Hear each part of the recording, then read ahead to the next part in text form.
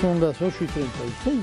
Patricia, recibimos ahora a un alto funcionario de la Defensoría del Pueblo. Así es, que cumple en estos casos una labor importante, porque recordemos que la Defensoría del Pueblo tiene la labor de velar por los derechos del ciudadano, y en etapas de ambiente electoral los derechos del ciudadano son realmente importantes y pueden ser vulnerados de distintas maneras. Está con nosotros el doctor Rolando Luque, coordinador de trabajo de supervisión electoral de la Defensoría del Pueblo, y le vamos a preguntar sobre cómo se ha ido desarrollando esta campaña y las decisiones que se han ido tomando, si tienen sustento y si dan tranquilidad a un proceso electoral que, hay que decirlo, es sui generis. Se da en condiciones no las mejores, y además es un proceso electoral que va a elegir un Congreso que no va a tener una vigencia de más de un año. Todo raro, todo distinto, ¿no? Todo nuevo.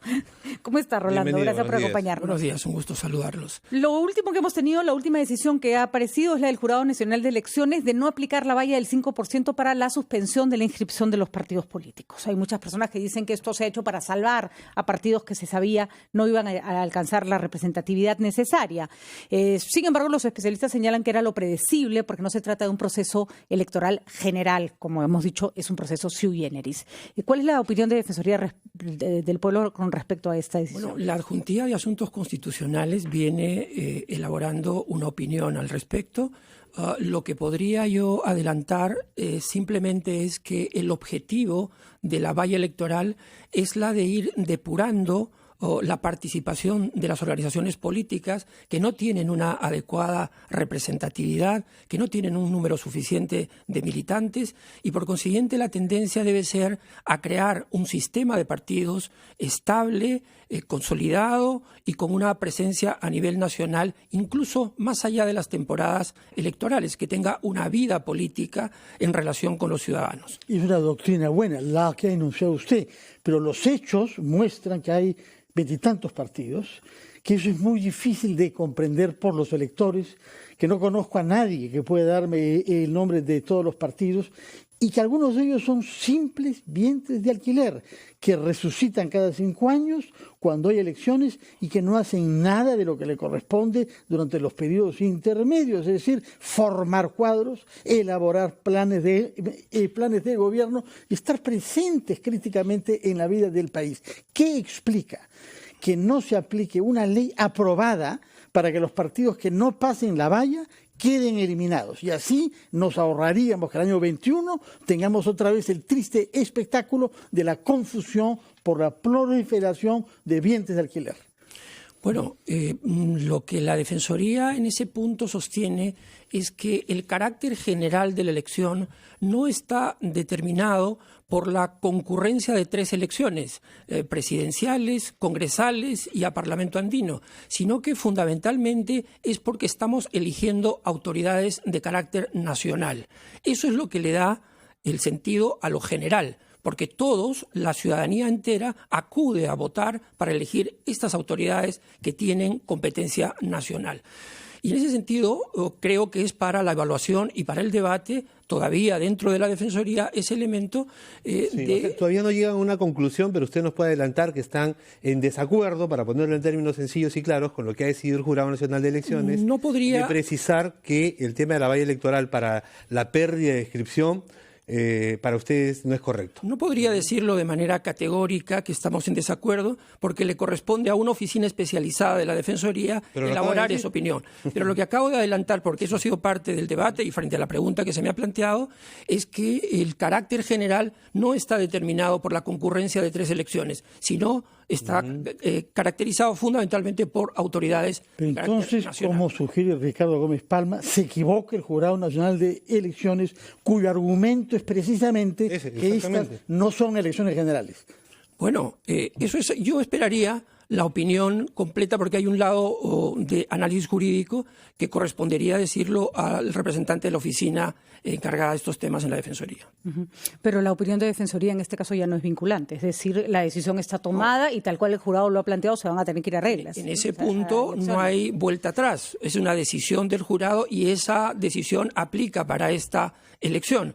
De modo que más bien vamos pensando en la elección del 2021, donde efectivamente la valla podría funcionar, porque hay una valla para la representación y hay una valla para suprimir la inscripción. Son dos vallas las que están establecidas en la ley. Entonces tampoco estarían de acuerdo con esta decisión que en el marco de la reforma electoral se ha adoptado en nuestro país, es decir, de exigir un número muchísimo menor para a las agrupaciones que quieran participar en un proceso electoral y busquen su inscripción en el Jurado Nacional de Elecciones. Esa era una valla que antes más bien se combatía señalando que los partidos políticos tradicionales no querían mover para abajo esa valla, el número de firmas, porque solamente querían ser los únicos jugadores, que no hayan más. Ahora más bien bajándose esa otra valla, el del número de firmas para inscribir un proceso electoral, es que más bien ahora casi cualquier organización puede solicitar su inscripción porque el número de firmas que se requiere es muy poco. Bueno, yo no creo que sea incompatible una cosa con la otra. Creo que la renovación política, que es además un proceso en el que estamos, es muy importante para el país. Todos percibimos, y especialmente los más jóvenes, que ven la política con cierta distancia. Estamos hablando de más o menos 500.000 jóvenes que van a votar por primera vez en esta elección. Y no se revela precisamente un gran entusiasmo frente a la actividad política, porque esperan también que hayan liderazgos nuevos, ideas nuevas, propuestas nuevas y trayectorias absolutamente limpias. ¿Cómo se consigue eso? ¿Repitiendo sobre lo mismo o más bien abriendo posibilidades para que otros actores ingresen al sistema y compitan? Quedarse en el sistema ya dependerá de la capacidad de esa organización para tener locales, para tener militantes, para hacer educación ciudadana a lo largo de su vida partidaria en el año, etcétera. Entrar a competir se ha vuelto más fácil, pero mantenerse es más difícil. Esto es como una maratón que se abre a todo el mundo, pero sabe Dios quiénes llegarán a la meta, ¿no? Parece una buena fórmula, ¿no? Pero es que se aludía porque también la legitimidad de un grupo debería estar dada por la votación, no por un montón de firmas que llegan a inscribirlo. Sí, pero Fernando, por ejemplo, aludía a la confusión que genera en la ciudadanía el gran número de agrupaciones en lisa, digamos, no en competencia. Sí, y además yo quisiera recordar que el 2008, de acuerdo al Barómetro de las Américas, el apoyo a la democracia estaba en 62%. En este año ha caído a 49%. O sea, lo que nos estamos jugando en cada elección no es solamente una renovación de personajes que van a participar en el siguiente Parlamento, sino que en esta elección vamos a devolverle en primer lugar al país el equilibrio pleno de poderes al reconstituir el Parlamento. Eso es un punto que me parece importante, porque cuando Patricia aludía al carácter extraordinario de esta elección, no solamente es extraordinario porque deriva de la disolución del Congreso, es también extraordinario porque constituye un desafío para el sistema electoral organizar una elección en tan corto tiempo. Es un desafío también para los partidos políticos montar sus campañas, promocionar a sus candidatos en tiempos cortos. Y es un desafío para los ciudadanos enterarse de quién es quién, ¿no es cierto?, para tener un voto absolutamente informado, en lo que la Defensoría del Pueblo expresa una preocupación puntual, que si me permiten la menciono. Más o menos el 20% de los electores están ubicados en 93.000 centros poblados. Estamos hablando de 9.000 comunidades campesinas y nativas en zonas donde la información no llega con facilidad. Entonces, si queremos un voto igualitario, un voto consciente, adecuadamente informado, que dé lugar a una representación política cada vez mejor, entonces tiene que haber un despliegue mucho mayor de las autoridades electorales y también de las organizaciones políticas para hacer llegar sus mensajes a todas estas personas. Porque hay que decirlo, hay gente que para ejercer su derecho a voto, que además encima es obligatorio, ¿no?, las condiciones para desplazarse pueden tomar días. En la selva hay gente que se traslada días con toda su familia para poder ir a votar. No es justo. Así es. Por eso es que ustedes pueden ver que en el Congreso disuelto no había un solo representante de un pueblo indígena amazónico. O sea, estamos hablando de 450.000 personas que no tienen un vocero, un portavoz en el Congreso de la República que haga valer sus derechos. Imagínese si ir a votar es un problema y hacer campaña en una zona como esa, ¿no?